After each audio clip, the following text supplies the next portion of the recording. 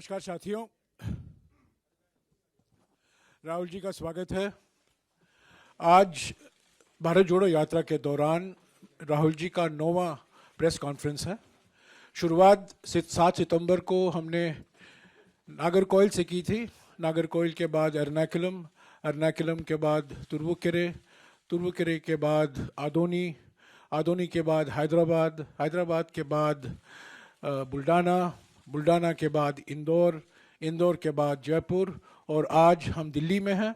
प्राथमिकता उत्तर भारत के चैनल, उत्तर भारत के अखबारों को दी जाएगी। सवाल संक्षिप्त में पूछिए ताकि हम सभी को मौका दे पाएं और करीब 35 मिनट तक ये प्रेस कॉन्फ्रेंस चलेगा। पहले राहुल जी कुछ बोलेंगे, अपना एक ओपनिंग वक्तव्य होगा, उसके बाद आप सवाल पूछ सकते हैं। राहुल जी। नमस्कार। अब हैप्पी न्यू ईयर तो नहीं कर सकता हूं, बट एडवांस में आपको हैप्पी न्यू ईयर।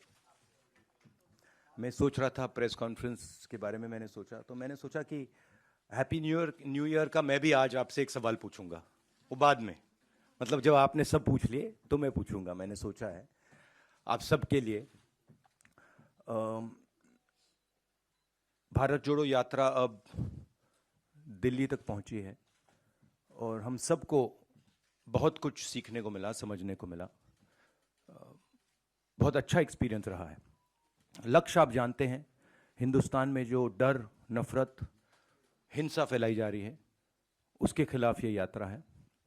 और मुझे लगता है कि काफ़ी सक्सेसफुल यात्रा रही है अभी तक, जो शायद हमने सोचा भी नहीं था, उससे भी ज़्यादा इस यात्रा ने अचीव कर दिया है। बेरोजगारी का मुद्दा भी है, महंगाई का मुद्दा भी है, और जो हिंदुस्तान में इनकम इनइक्वालिटी आ रही है, चुने हुए लोगों के पास अरबों रुपए और बाकी हिंदुस्तान के पास कुछ नहीं, ये भी हमारा एक मुद्दा है। पर्सनली जब मैंने यात्रा शुरू की, मेरी सोच थी कि ये कन्याकुमारी से कश्मीर तक एक यात्रा है, और मैंने अपने साथ में कुछ ले नहीं गया। मैंने कहा देखो, मैं जाऊंगा और मैं एक्सपीरियंस करूंगा, मैं कोई मतलब प्री कंसीव्ड नोशन नहीं ले जाऊंगा। तो शुरुआत ये थी कि शुरुआत में लगा कि भाई देखो हम पैदल चल रहे हैं, मगर फिर आस्ते आस्ते पता लगने लगा कि एक्चुअली ये जो यात्रा है, जिसको मैंने नदी भी कहा है, ये एक जीवित चीज है। इसकी एक आवाज है, इसकी भावनाएं हैं, फीलिंग्स हैं, और ये एक प्रकार से हिंदुस्तान की भावनाएं हैं, फीलिंग्स हैं। तो ये यात्रा हमें ये चीजें बता रही है। तो मुझे एज ए इंडिविजुअल काफी सीखने को मिला, और मैं सबको धन्यवाद करना चाहता हूं जो भी हमारे साथ आए। आप लोग में से बहुत लोग आए, और खासतौर से जो हमारे ऊपर आक्रमण करते हैं, मेरे जो आरएसएस के, बीजेपी के मित्र हैं, उनको भी मैं धन्यवाद करना चाहता हूं, क्योंकि एक्चुअली हो क्या रहा है, जितना वो आक्रमण करते हैं उतनी हमको अपनी पोजीशन इंप्रूव करने का मौका मिलता है। तो मैं चाहता हूं, और मैं सीरियसली बोल रहा हूं, मैं चाहता हूं कि वो थोड़ा और जोरों से करें और अग्रेसिवली करें, तो कांग्रेस पार्टी को और हमें, मतलब अपनी जो आइडियोलॉजी है वो अच्छी तरह समझ आए। एक प्रकार से मैं उनको अपना गुरु मानता हूं कि वो मुझे रास्ता दिखा रहे हैं कि क्या नहीं करना चाहिए, रिएक्ट कैसे करना चाहिए, और अच्छी ट्रेनिंग दे रहे हैं मुझे। तो उनका भी मैं धन्यवाद करना चाहता हूं। Thank you. Thank you. Jagran से संजय मिश्रा। राहुल जी, आपने ये यात्रा अभी तक जो अचीव की बहुत सफल रही। विपक्षी एकता जो इस समय दिखाई दे रही है, उस लिहाज से यात्रा को बहुत सफल शायद नहीं माना जाएगा, क्योंकि कई लोग आने से हिचक रहे हैं। आप इस बारे में क्या? नहीं, देखिए, जैसे मैंने कहा मेरे लिए, जैसे कल मैं किसी से बात कर रहा था, उन्होंने मुझसे पूछा कि देखो यात्रा के बाद क्या होगा, हमें प्लानिंग करनी है कि यात्रा के बाद क्या करेंगे। काफी लोगों ने कहा है ईस्ट वेस्ट यात्रा, कोई और कुछ और कह रहे हैं, और मैंने उनको जवाब दिया, देखिए ये जो हमारी यात्रा है ये हमें कुछ बताने की कोशिश कर रही है, ये हमें कुछ बोल रही है, और अगर हम उसको सुने बिना कुछ और काम करना शुरू कर दें कि भैया देखो यात्रा के बाद क्या होगा, तो एक प्रकार से ये जो हिंदुस्तान की आवाज है उसका अपमान है। तो मैं वो नहीं करना चाहता हूं। रही बात विपक्ष की, मैं जानता हूं कि विपक्ष के नेता सारे के सारे हमारे साथ खड़े हैं, और वो मतलब वो क्लियरली हमें मालूम है। बट आज के हिंदुस्तान में कंपल्शंस भी होते हैं, पॉलिटिकल कंपल्शंस होते हैं, दूसरे कंपल्शंस होते हैं। तो मैं उस पर कमेंट नहीं करना चाहता हूं कि क्यों आ रहे हैं, क्यों नहीं आ रहा है, कौन आ रहा है, कौन नहीं आ रहा।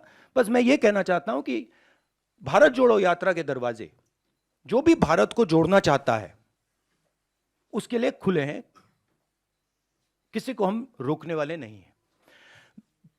दूसरी बात, विचारधारा में सिमिलैरिटीज होती हैं। देखिए, नफरत और हिंसा और मोहब्बत में सिमिलैरिटी नहीं होती है, डायमेट्रिकली ऑपोजिट चीजें हैं। मगर बहुत सारे लोग हैं, और उसमें से अखिलेश जी हैं, मायावती जी हैं, बहुत सारे लोग हैं जो मोहब्बत का हिंदुस्तान चाहते हैं, मैं जानता हूं, नफरत का हिंदुस्तान नहीं चाहते हैं। तो रिश्ता तो है उनके साथ, आइडियोलॉजिकल रिश्ता, और भारत जोड़ने का और नफरत को मिटाने का रिश्ता है। आज तक से सुप्रिया।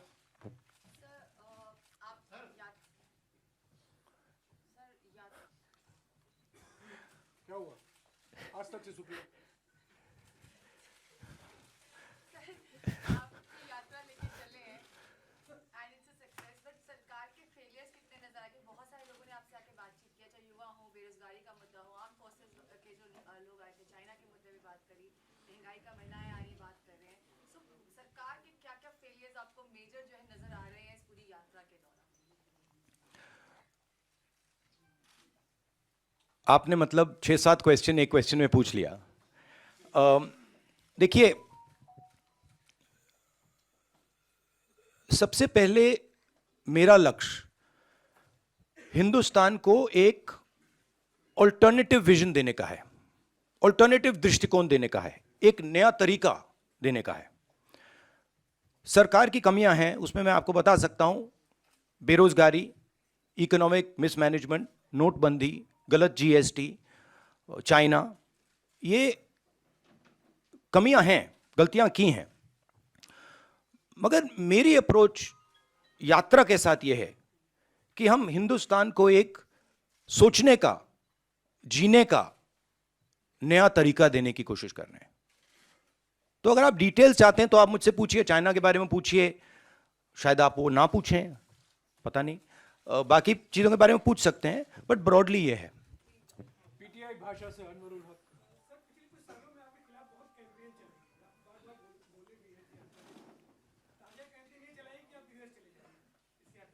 हाँ, पता नहीं ये मतलब ये कहाँ है, ये मतलब दिल्ली में तो है ना, हम ये कहीं और बैठे हैं? ये भैया एआईसीसी ऑफिस है नहीं है? एआई अभी है ना? अच्छा, हाँ, तो मुझे पता नहीं, मतलब मुझे तो लग रहा है भैया, पता नहीं मेरी दूसरी रियलिटी हो, आपकी दूसरी रियलिटी हो, मगर मुझे तो ये न्यू दिल्ली दिख रहा है। और कुछ एक, हाँ,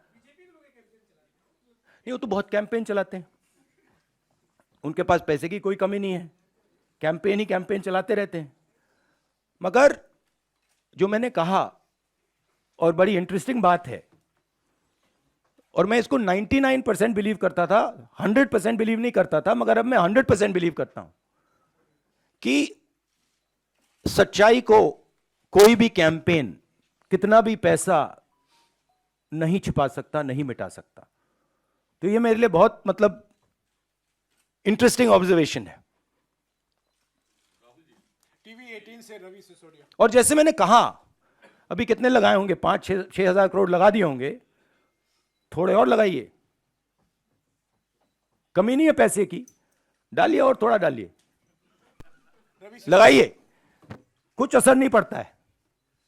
हाँ जी, टीवी 18 से रवि सिसोदिया।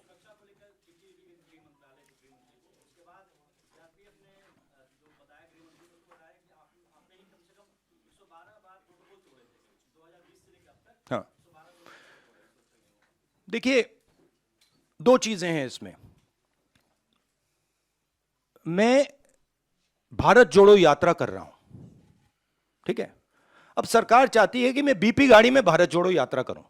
कहते हैं आपका प्रोटोकॉल है कि आप हमें तंग मत करो, आप बुलेट प्रूफ गाड़ी में बैठ के कन्याकुमारी से कश्मीर तक चलो। अब यह मेरे लिए तो एक्सेप्टेबल नहीं है। अब यात्रा में आप मुझे समझाइए, भारत जोड़ो यात्रा में मैं बीपी गाड़ी में कैसे बैठूं? अच्छा, जब उनके नेता, उनके सीनियर नेता बीपी गाड़ी से बाहर आ जाते हैं तो फिर कोई चिट्ठी नहीं जाती। उनके नेताओं ने रोड शो किए हैं, खुली जीप में गए हैं, उनके ही प्रोटोकॉल के खिलाफ है ये। वो मुझे लिख रहे हैं कि भैया आप बीपी गाड़ी से निकल गए। तो उनके लिए प्रोटोकॉल अलग, मेरे लिए प्रोटोकॉल अलग। और सारे सीआरपीएफ के लोग जानते हैं, सीनियर्स जानते हैं कि मेरी सिक्योरिटी के लिए क्या करना है। और हमारी सिक्योरिटी बीपी गाड़ी में, मतलब मैं कैसे चलूं आप बता दो मुझे। चला ही नहीं जा सकता है, भारत जोड़ो यात्रा में पैदल जाना है। तो ये तो मतलब पता नहीं है, शायद केस बना रहे हैं कि राहुल गांधी मतलब अपनी सिक्योरिटी तोड़ता रहता है, केस बना रहे हैं। ठीक है, बनाइए। दैनिक भास्कर से अनिरुद्ध।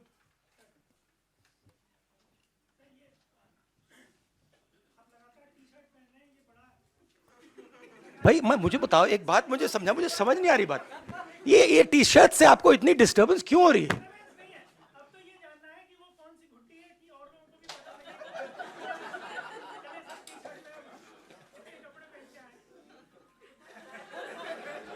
मतलब एक भी यहां टी शर्ट में नहीं बैठा है?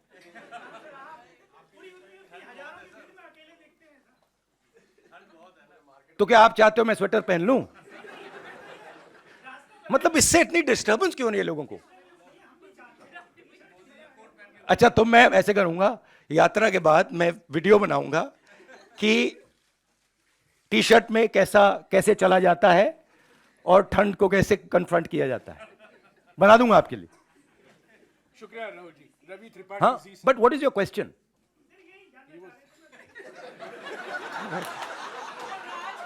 मैं क्या बताऊं भाई? राज क्या?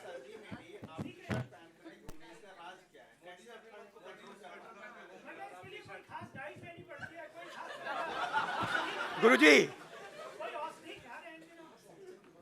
ये आपने स्वेटर क्यों पहन रखा है? नहीं, इसका कारण ये नहीं है।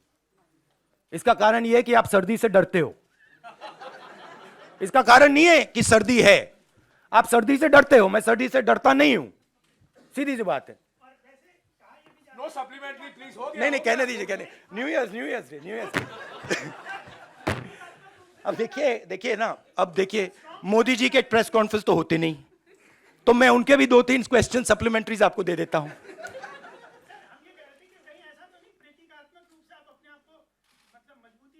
नहीं, एक्चुअली मैं आपको सीरियसली बताऊं, मुझे ठंडी नहीं लग रही अभी तक। और मैं पता नहीं, मुझे लग नहीं रही है। मगर मैं सोच रहा हूं कि जैसे ही मुझे ठंड लगनी शुरू हो जाएगी, मैं मतलब स्वेटर पहनना शुरू कर दूंगा। बट अभी तक मुझे ठंड नहीं लग रही है। रवि त्रिपाठी जी से। राहुल जी, मेरा सवाल ओल्ड पेंशन स्कीम को लेकर है, क्योंकि 2-3 राज्यों में जहां आपकी सरकार है, आपने वायदा किया है और आपने जब उसको लागू करने की बात की है तो केंद्र सरकार से कन्फ्रंटेशन हो रहा है। केंद्र सरकार मना करेगी एनपीएस में जो पैसा जमा है वो आपको वापस नहीं करेंगे। तो ओल्ड पेंशन स्कीम को लागू करना कितनी बड़ी चुनौती है और 2024 के लिए भी क्या है? नहीं, हमारा जो स्ट्रक्चर है, जो सिस्टम है, उसमें हमारे जो स्टेट्स हैं वो इंडिविजुअल डिसीजंस लेते हैं, हम उनको इंडिपेंडेंस देते हैं। तो अब तो मैं कांग्रेस प्रेसिडेंट भी नहीं हूं, तो ये सवाल आपको खारगे जी से पूछना होगा कि नेशनल लेवल पे कांग्रेस पार्टी की पेंशन स्कीम पे क्या स्ट्रैटेजी है। मगर जनरली कांग्रेस पार्टी का स्ट्रक्चर है कि भाई अगर राजस्थान करना चाहता है और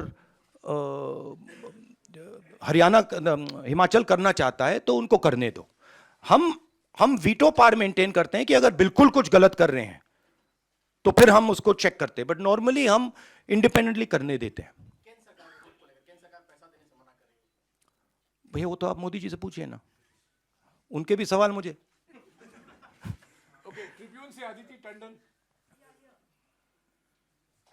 Mr. Gandhi, I want to ask, how do you view the 2024 general elections in the light of the fact that you've lost the two previous general elections, and to implement any governance approach that you are articulating through the Bharat Jodo Yatra, you do need electoral power. What is your take on the elections and how important is that milestone? I think if the opposition stands effectively with a vision, what I am hearing from the ground, what I am seeing from the ground, it will become very difficult for the BJP to win the election. But the opposition has to coordinate properly, and the opposition has to go to the people of India with a vision, with an alternative vision to the BJP, not just go to the people of India. ANI से साहिल। But there is huge undercurrent against the BJP, massive undercurrent. ANI से साहिल। Senior leader from the Congress Party, Kamal Nath, has said that Rahul Gandhi will be the opposition PM face for 2024. Will you be the PM face? See, every time there's a press conference, there's one or two attempts to, completely take the attention and take it in that direction. Now, I don't fall for these type of things. My focus is on the idea that India should be united, that we fight hatred and anger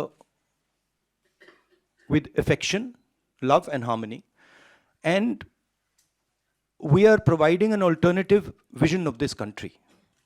So I think that's what I would like to focus on. These questions, of course, you have to keep saying them, because this is the nature of media. So I'm going to let you keep doing that, and you can enjoy yourself doing it, and I'll also have a little fun while you do it. Navbharat times से Rajesh Mittal. Navbharat times से Rajesh Mittal. Namaskar. यात्रा ने आपको देश के बारे में समझ जो है वो बढ़ाई है। इस समझ के आधार पर अगर आप आज देश के प्रधानमंत्री बन जाएं तो 5 बातें आप क्या करेंगे सबसे पहले? नहीं, सबसे पहले ये हाइपोथेटिकल क्वेश्चन है, तो मैं इसका जवाब प्रधानमंत्री के बेसिस पे नहीं दूंगा, मगर मैं ये जरूर कह सकता हूं कि जो हमारा शिक्षा का सिस्टम है, मैं पहले सोचता था कि इसमें स्ट्रक्चरल प्रॉब्लम्स हैं, मगर ये अपना काम कर रहा है। आज मैं सोचता हूं कि ये अपना काम ही नहीं कर रहा है। जो हम अपने बच्चों को विजन दे रहे हैं, जो उनका इमेजिनेशन है, जो हमें देना चाहिए, हम दे नहीं रहे। तो अगर आप, सबसे शॉकिंग चीज मैं आपको बताता हूं, मैं कन्याकुमारी से अब दिल्ली तक आया हूं, कितने 108 दिन हो गए। 108 दिन में मैंने हजारों बच्चों से बात की है, और हर बच्चे से मैंने पूछा है तुम यूनिवर्सिटी के बाद, कॉलेज के बाद क्या करना चाहते हो। हजारों बच्चों से पूछा है और मुझे सिर्फ 5 जवाब मिले। मतलब एक लड़की ने मुझे कहा कि मैं अपना छोटा बिजनेस चला रही हूं, और एक लड़के ने कहा कि मैं मैकेनिक बनना चाहता हूं। बट 99.9% लोग कह रहे हैं मैं लॉयर, डॉक्टर, इंजीनियर, आईएएस, जज। मतलब हमारा एजुकेशन सिस्टम हमारे बच्चों को कह रहा है कि जिंदगी में तुम्हारे पास 5 काम है, और रियलिटी ये है, रियलिटी सच्चाई ये है कि ये सब बच्चे इंजीनियर नहीं बन सकते, डॉक्टर नहीं बन सकते, लॉयर नहीं बन सकते। तो ये झूठ है। तो हम अपने बच्चों को झूठ बोल रहे हैं। मैं पूछता हूं, बच्चे आते हैं, कहते हैं क्या करना चाहते हो? आईएएस। अच्छा, आईएएस में कितने लोग जाते हैं हर साल? आप अंदाजा लगाइए जवाब क्या मिलता है। मैं पूछता हूं कितने लोग आईएएस में हर साल जाते हैं, बच्चे क्या कहते हैं, क्या लगता है? अच्छा आप बताइए कितने लोग जाते हैं आईएएस में? 250। बच्चे कहते हैं 5 लाख, 6 लाख, 1 लाख, 2 लाख, 3 लाख। जब मैं उनको कहता हूं भाई 150 जाते हैं, 2-3 को मैंने गलती से कह दिया, एक लड़की को कह दिया, वो रोना शुरू कर दी कि देखिए हम उनको सही इमेजिनेशन ही नहीं दे रहे, हम उनको रास्ता ही नहीं दिखा रहे हैं। तो पहला काम जो एजुकेशन सिस्टम है, और ये टॉप डाउन, ये इमेजिनेशन को मारने का एजुकेशन सिस्टम है, ये एजुकेशन को खोलता नहीं है। तो सबसे बड़ा काम, और ये शायद 2-3-4 साल में नहीं होगा, मगर डायरेक्शन ये होना चाहिए। और जो न्यू एजुकेशन पॉलिसी वो तो बिल्कुल दूसरे डायरेक्शन में जा रही है। तो पहली ये बात है। दूसरी बात,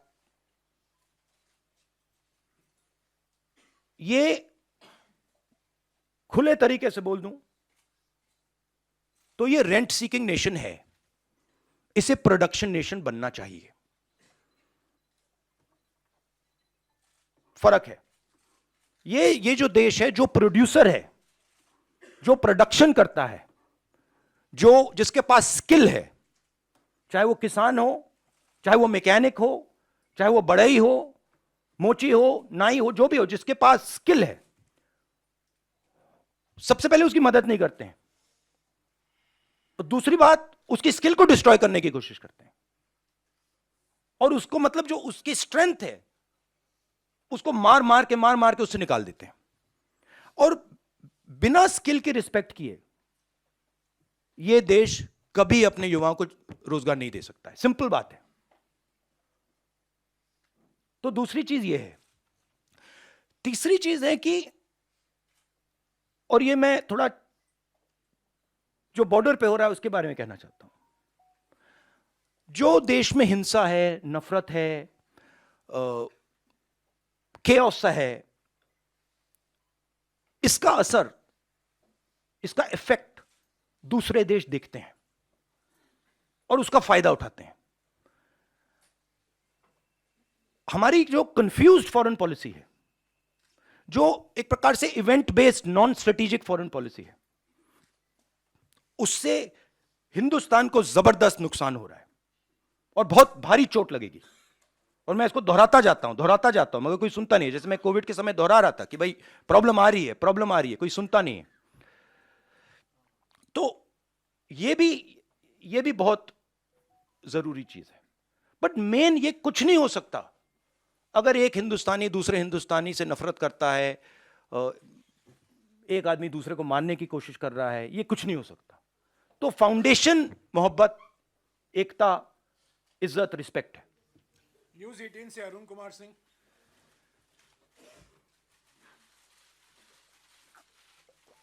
अलाउ। राहुल, जब आप यहाँ से गए थे ये करने के लिए भारत जोड़ो यात्रा, तो विपक्ष को छोड़ दीजिए, आप ही की पार्टी के नेता, आप ही की पार्टी के लोगों को भरोसा ये नहीं था कि आप ये यात्रा पूरी कर पाएंगे, और कई सवाल इनके ही मन में था। और अब जब यात्रा आपका सवाल पूछिए, उनके सवाल मत पूछिए। आपका सवाल, ये सवाल ही है, हाँ, आपका संक्षिप्त में कितना छोटा कर दो, सीधा पूछिए ना, सीधा ही पूछना है। तो उसमें क्या है कि अब जब आप यात्रा कर चुके, तो कई लोग ये कहते हैं कि वो राहुल नहीं है, ये बदलने वाले राहुल है, इतनी आसानी से इनको नहीं समझा सकते। अब आप कुछ चेंज आप अपने आप में ही देख रहे हैं, समझने में, लोगों से बातचीत करने के बाद, कि अब फैसले लेने या बात करने का अंदाज आपका एकदम अलग है, जुदा हो गया है, कुछ अंतर है। देखिए, अंतर तो इस प्रेस कॉन्फ्रेंस के बाद भी आएगा। अंतर तो व्यक्ति में कंटिन्यूअस होता है, नॉन स्टॉप होता है, तो वो तो है। बट जो मेरी फाउंडेशन है, जो नींव है, उसमें मुझे कोई चेंज नहीं दिखा। उसमें वो फाउंडेशन मेरी वही है। जरूर मैं मतलब बहुत कुछ सीखा हूं और हर रोज सीखता हूं, और सिर्फ यात्रा से नहीं, हर इंटरैक्शन में से मैं सीखने की कोशिश करता हूं। तो एवोल्यूशन तो होता रहता है, मगर जो फाउंडिंग प्रिंसिपल्स हैं कि वो उसमें इतनी चेंज नहीं है। वो मैं ये कह सकता हूं, वो और भी स्ट्रांग हो गए हैं, वो कह सकता हूं, बट उसमें इतनी चेंज नहीं आई है।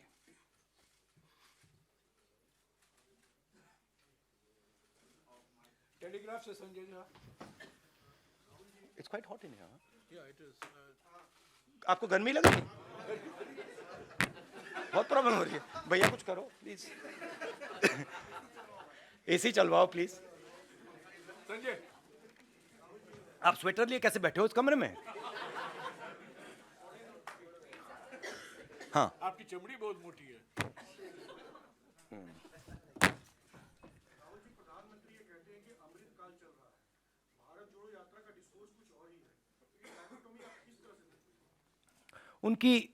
उनकी व्यू अलग है, हमारी व्यू अलग है, तो उनका ओपिनियन हमारे से अलग रहता है, हमारा अलग रहता है, तो डाइकोटोमी तो कुछ है नहीं, अलग ओपिनियंस हैं।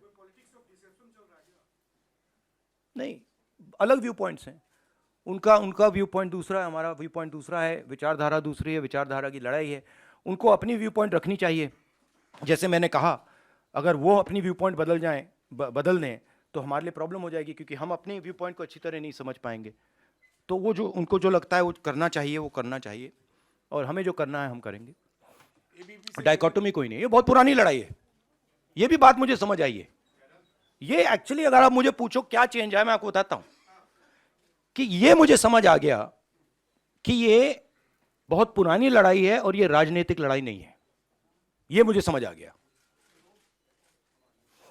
जैनेंद्र, एबीपी से। राहुल जी, मैं फिर से आपको 2024 के सवाल पर ले जाना चाहता हूँ। आपने कहा कि अखिलेश जी को, मायावती जी को भी मोहब्बत का हिंदुस्तान चाहिए, लेकिन अभी अखिलेश जी ने कहा था कि कांग्रेस और बीजेपी एक जैसे हैं। सवाल मैं ये पूरा करना चाहता हूँ कि एक तो इस पर आपकी क्या प्रतिक्रिया है, और दूसरी बात ये कि आपने कहा कि बीजेपी के खिलाफ एक सवाल प्लीज। नहीं, एक सवाल प्लीज। आपने पूछ लिया ना सवाल का जवाब दीजिए। एक सवाल प्लीज। नहीं, ये तो पूरे देश को ऑब्वियस है कि बीजेपी और कांग्रेस एक हो ही नहीं सकते, क्योंकि अगर बीजेपी और कांग्रेस एक होते तो नरेंद्र मोदी कांग्रेस मुक्त भारत की तो बात कभी नहीं कर सकते। मतलब हो ही नहीं सकता कि अगर बीजेपी के नेता कह रहे हैं कांग्रेस मुक्त करो, इसका मतलब वो कह रहे हैं कि बीजेपी को भी मुक्त कर, बीजेपी इसको भी मिटा दो। वो तो नहीं कह रहे हैं। तो ये तो पूरा देश जानता है कि कांग्रेस और बीजेपी आइडियोलॉजिकली बिल्कुल अपोज्ड हैं, और ये पुरानी लड़ाई है, पुरानी विचारधारा की लड़ाई है। बट अखिलेश जी की भी जगह है, और उनको ये ऑप्शन, मतलब बोलने का ऑप्शन मिलना चाहिए, और उनका पर्सपेक्टिव है वो उनके लिए ठीक है। हमारा पर्सपेक्टिव है कि हमारी लड़ाई बीजेपी के साथ है, विचारधारा की लड़ाई है, पुरानी लड़ाई है, और इसको हम जीतेंगे। No supplementary please.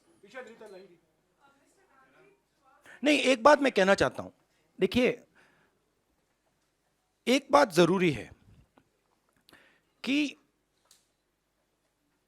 ये आइडिया अब ये टैक्टिकल पॉलिटिकल फाइट नहीं रही। मतलब कि उसमें एक ग्रुप वहां आ जाए और एक ग्रुप मिलके बीजेपी को हरा दे। अब वो गाड़ी गई। क्यों? क्योंकि हिंदुस्तान का जो पूरा इंफ्रास्ट्रक्चर है, इंस्टीट्यूशनल फ्रेमवर्क जो है, अब वो एक विचारधारा के हाथ में है। ठीक है? और अब वो हिंदुस्तान की पॉलिटिकल स्पेस को पूरी तरह से डोमिनेट कर रहे हैं। अब उनको हराने के लिए एक विचारधारा की जरूरत होगी। और मैं ऑपोजिशन की बहुत रिस्पेक्ट करता हूं, और ऑपोजिशन के लोग मुझे बहुत अच्छे लगते हैं, और मगर मैं ये कहना चाहता हूं कि अगर आप समाजवादी पार्टी को देखें तो उनके पास एक नेशनल विचारधारा नहीं है। वो यूपी में जरूर उनकी पोजीशनिंग है और उसको उन्हें डिफेंड करना है, शायद उसलिए ना आए, बट नेशनल विचारधारा नहीं है। समाजवादी पार्टी का आइडिया केरला में नहीं चलेगा, कर्नाटक में नहीं चलेगा, बिहार में नहीं चलेगा। ठीक है? तो एक सेंट्रल आइडियोलॉजिकल फ्रेमवर्क स्ट्रक्चर की जरूरत है, वो कांग्रेस पार्टी ही दे सकती है, और वो हमारा रोल है। मगर हमारा रोल ये भी है कि जो ऑपोजिशन के लोग हैं वो कंफर्टेबल फील करें और उनकी रिस्पेक्ट हो। म्यूचुअल रिस्पेक्ट, मतलब वो भी हमारी करें, हम भी उनके करें.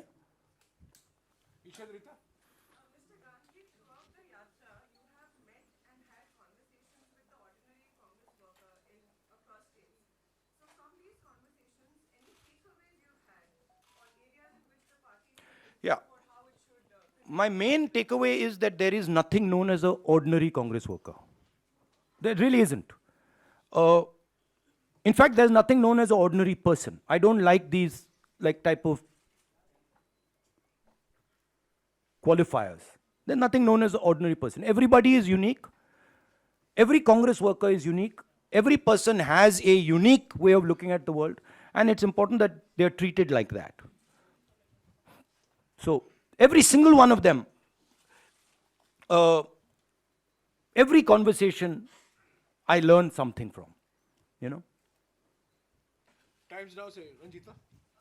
राहुल, मेरा सवाल इस पर है कि 2024 के चुनाव को लेकर अलग-अलग बातें कही जा रही है. आपकी यात्रा मध्य प्रदेश में भी गई, लेकिन मध्य प्रदेश के एक विधायक है लक्ष्मण सिंह, वो कह रहे हैं कि मध्य प्रदेश में जो यात्रा गई उसका फायदा आने वाले मध्य प्रदेश चुनाव में हमें नहीं होगा, क्योंकि जो इंटरनल सर्वे आया है उसमें विपक्ष में ही मध्य प्रदेश में कांग्रेस दिख रही है. कांग्रेस, मैं आपको एक बात लिख के दे देता हूं अभी, कांग्रेस मध्य प्रदेश के चुनाव को स्वीप करेगी. बीजेपी वहां दिखाई नहीं देगी. मैं आपको गारंटी करके, आप लिख लो और उस समय मुझे बता देना. मतलब अगर आप मुझे, कोई क्वेश्चन नहीं है कि वहां पे बीजेपी मतलब दिखाई नहीं देगी, क्योंकि वहां पे तो मैंने सोचा था कि महाराष्ट्र में, मतलब मैंने जो वहां कहा कि महाराष्ट्र में बहुत अच्छा रिस्पांस मिला, मध्य प्रदेश में तो टोटल अंडरकरंट था, मतलब तूफान आया हुआ है वहां पे. मध्य प्रदेश में हर व्यक्ति जानता है कि बीजेपी ने सरकार को चोरी करके पैसा देके बनाया है, तो पूरा पूरा प्रदेश गुस्से में है. आप ऐसे करिए, लक्ष्मण सिंह जी से बैट कर लीजिए, शर्त लगा लीजिए, बड़ी शर्त लगाइए, फायदा हो जाएगा आपका.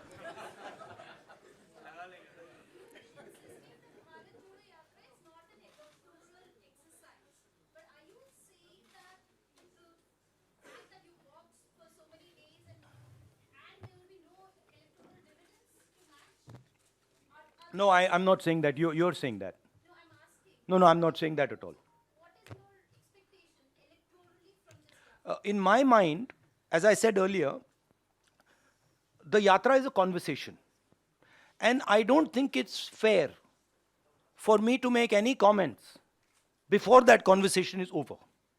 I can answer such questions the day the flag is hoisted in Srinagar, and the conversation, at least this phase of the conversation is over.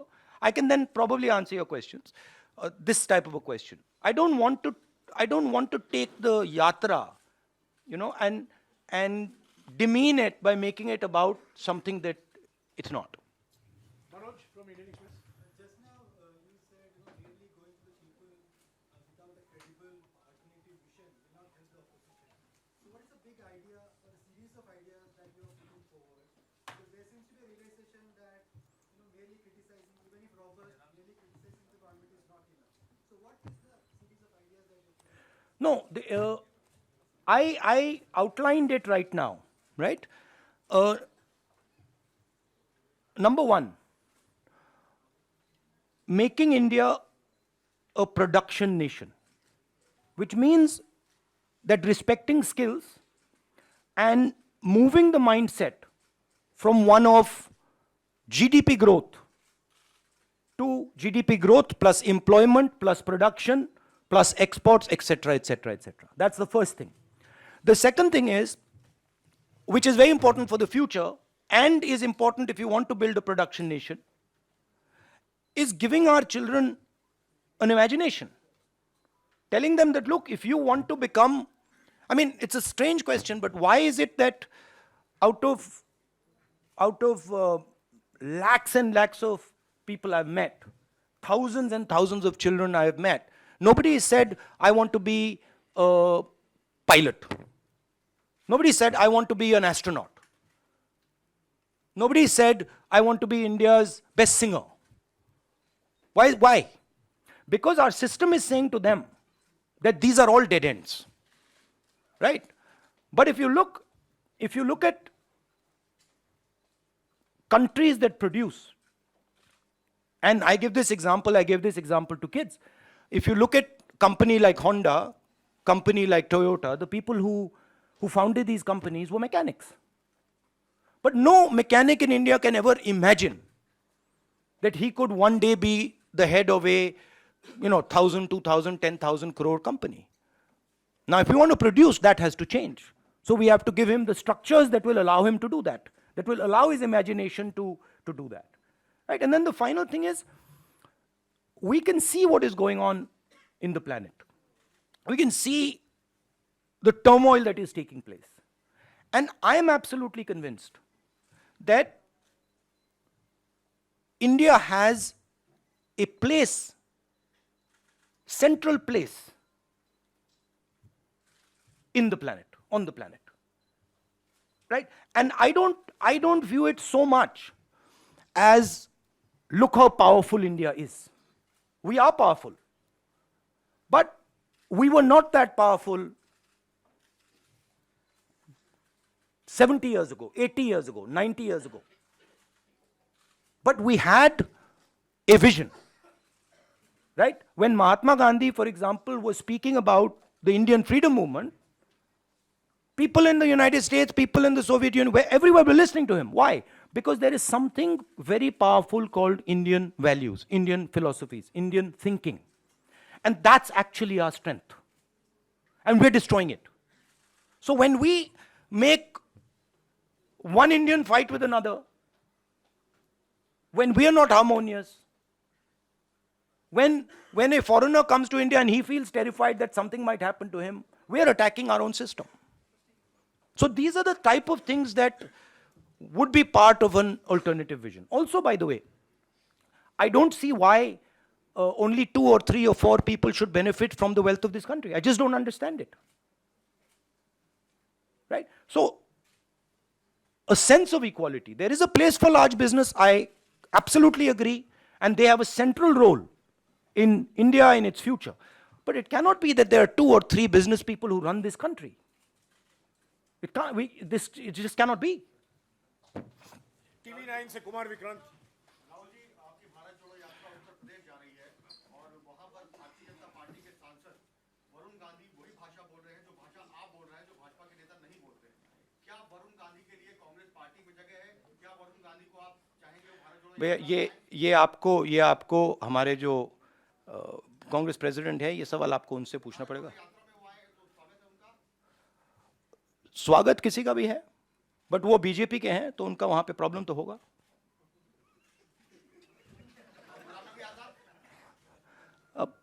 अब वो आप उनसे पूछिए, पहले पता नहीं, मुझे ही कंफ्यूजन हो गई है। पता नहीं अब क्या बोलूं। कांग्रेस के मतलब सीनियर नेता हैं, बट मुझे कंफ्यूज कर दिया कि मतलब कभी बाहर, कभी अंदर, कभी बाहर, कभी अंदर, कभी अंदर, कभी बाहर, पता नहीं मुझे।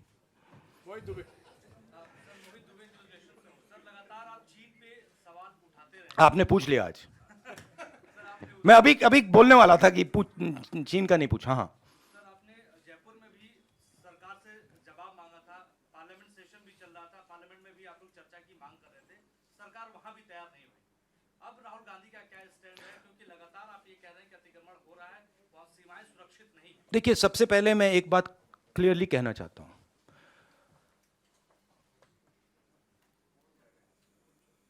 मैं शहीद परिवार का हूं। मेरे पिता शहीद हुए और मेरी दादी शहीद हुई। यहां पे कोई है जिसके फैमिली में कोई शहीद हुआ? कोई है यहां पे? आप हैं? हाँ, आपके ब्रदर। तो आपको मालूम है कि कैसी चोट लगती है, क्या फीलिंग आती है। ठीक है, तो मैं समझता हूं और मैं जानता हूं, जब एक युवा अपनी जान देने के लिए खड़ा होता है और जब वो शहीद होता है तो उसके परिवार को क्या होता है, मैं जानता हूं, समझता हूं। और बीजेपी के टॉप लीडरशिप में कोई नहीं है जो समझता है। ये मतलब अच्छी बात, खराब बात नहीं है, बट रियलिटी है कि उनके परिवार में कोई उनके पिता या उनकी दादी शहीद नहीं हुए। तो मैं बहुत क्लियरली समझता हूं, और मैं ये भी चाहता हूं, मेरी जनरल अप्रोच ये है कि मैं चाहता हूं हमारा एक भी सिपाही किसी भी फोर्स का ना शहीद हो। यह मेरी स्टार्टिंग पोजीशन है कि मतलब मैं ये नहीं चाहता हूं कि हम इस चीज को कैजुअली लें, कि हम सेना को राजनीतिक फायदे के लिए यूज कर रहे हैं और उसका नुकसान हमारे जवानों को, उनके परिवारों को हो। तो ये मेरे लिए बिल्कुल मतलब सैक्रोसेंट है, मैं ये नहीं करना चाहता हूं, ठीक है। मगर और जो हमारे, मैं समझता हूं जो बॉर्डर पे हमारे जवान आज खड़े हैं, आप मेरी टी शर्ट की बात कर रहे हो, मगर मैं जानता हूं वहां आज खड़े हैं सियाचिन में, उधर हिमालय पे, मैं जानता हूं कि उनको क्या डिफिकल्टीज सामना करनी पड़ती है, और मैं उनसे प्यार करता हूं, हर सोल्जर से, और मैं चाहता हूं कि उनको कुछ ना लगे, चोट ना लगे। जब नेशनल लेवल की लीडरशिप स्ट्रेटेजिकली काम नहीं करती है, इंटरनेशनल रिलेशंस में, जियोपॉलिटिक्स में एकदम रिस्पॉन्स आता है। और हमारी सरकार ने जो चाइना का मामला है उसको कंप्लीटली मिसहैंडल कर दिया है, ठीक है। और मैं आपको मेरी थिंकिंग है, देखिए हमारी फॉरेन पॉलिसी का क्या लक्ष्य था और कांग्रेस पार्टी ने सक्सेसफुली क्या किया था कि चाइना को और पाकिस्तान को एक कभी नहीं होने देना है। यह सेंट्रल हमारा कॉन्सेप्ट था, ठीक है। और यह काम हमने बहुत सक्सेसफुली किया, यूपीए 2 तक। आज पाकिस्तान और चाइना एक हो गए हैं, और यह कोई मामूली बात नहीं है, यह बहुत गहरी बात है, यह डेंजरस बात है, ठीक है। और ये क्यों हुए हैं? क्योंकि हमारी सरकार ने मिसहैंडल किया है, हमारी सरकार ने फॉरेन पॉलिसी को मिसहैंडल कर दिया है, और जो ब्रॉड स्ट्रक्चर है फॉरेन पॉलिसी का उसको वो समझे नहीं, ठीक है। अब मैं कह रहा हूं कि ये दो एक हो गए हैं, अब रिस्क है, और कहीं ना कहीं ये कुछ ना कुछ करेंगे। और पहला कदम इन्होंने ढोकलाम में लिया और दूसरा कदम इन्होंने लद्दाख में लिया। मेरे लिए, मेरी व्यू पॉइंट से ये प्रिपरेशन है, अगर नहीं है तो बहुत अच्छा, मगर मुझे लग रहा है कि ये प्रिपरेशन कर रहे हैं। और मैं सरकार को कह रहा हूं कि it is not if, it is when, meaning अब आपको पूरी प्रिपरेशन करनी है, और उस प्रिपरेशन में 2-3 चीजों की जरूरत है। सबसे पहले आपको सेना, वायुसेना, नेवी, जो भी हमारे स्ट्रक्चर्स हैं उनकी बात सुननी है, वो क्या कह रहे हैं उनकी बात सुननी है, उसकी रिस्पेक्ट करनी है। इसका मतलब जो आप पॉलिटिकल यूज कर रहे हो उसको आपको बंद करना पड़ेगा एकदम, ठीक है। दूसरी बात, जो हमें प्रिकॉशंस लेने हैं, और वो मिलिट्री प्रिकॉशंस हैं मगर नॉन मिलिट्री प्रिकॉशंस हैं, वो आप शुरू कर दीजिए। तीसरी बात, जो बॉर्डर पे हो रहा है उसको आप छुपाइए मत, क्योंकि चाइना को मैसेज जा रहा है। देखिए, चाइना 2000 स्क्वायर किलोमीटर हमारी जमीन ले गया है। चाइना को मैसेज, प्रधानमंत्री जी ने कहा कि कोई अंदर नहीं आया, मैं आपके घर के अंदर आ गया, ठीक है। और फिर मैंने आपसे कहा भैया मैं नहीं, आपने मुझसे कहा कि नहीं, तो आप तो आए नहीं, तो मैं कौन सा मैसेज ले जाऊंगा? तो ये मैसेज उनको जा रहा है। तो हमें क्लियरली ये कहना है भैया आप अंदर आए हो, पब्लिकली कहना आप अंदर आओ, निकलो यहां से। तो ये सरकार इस पे कंफ्यूजन में है, और मैं चाहता हूं कि ये कंफ्यूजन हटे। अब मेरे बारे में क्या करते हैं, जब मैं सरकार की बात करता हूं एकदम कहते हैं मैं आर्मी की बात कर रहा हूं। नहीं, मैं आर्मी की बात नहीं कर रहा हूं, मैं सरकार की बात कर रहा हूं। सरकार में और आर्मी में फर्क है। सरकार ने गलत निर्णय लिए हैं तो सरकार को आर्मी के पीछे, नेवी के पीछे, एयरफोर्स के पीछे नहीं छुपना चाहिए, यह कायरता है। और सरकार को ओन अप करना चाहिए कि हमने ये किया, ये गलती हुई, अब इसको हम ठीक कर रहे हैं और हम उनको मदद करेंगे। पूरा ऑपोजिशन, सिर्फ मैं नहीं, पूरा ऑपोजिशन सरकार को मदद करेगा। मगर बताइए तो क्या हुआ? शुक्रिया राहुल जी। आखिरी सवाल संजीव चोपड़ा। अरुणाचल में सेना पीटने वाले हो गया प्लीज।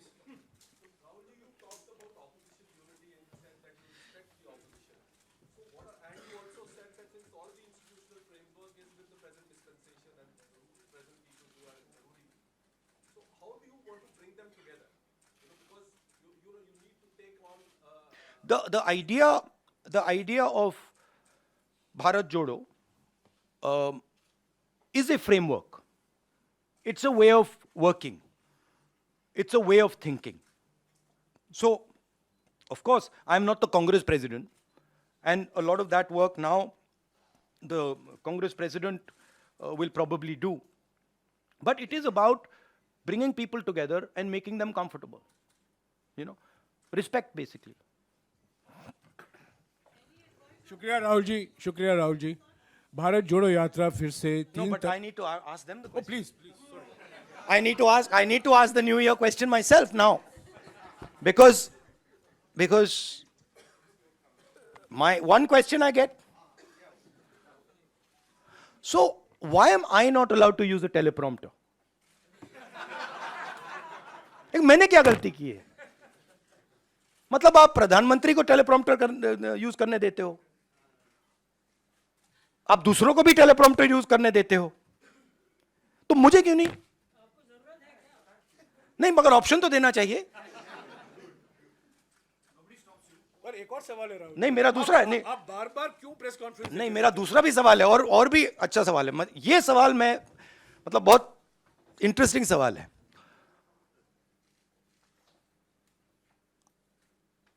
आपने वो अदानी जी को वो ऑप्शन दे दिया जो आपने प्रधानमंत्री को भी नहीं दिया,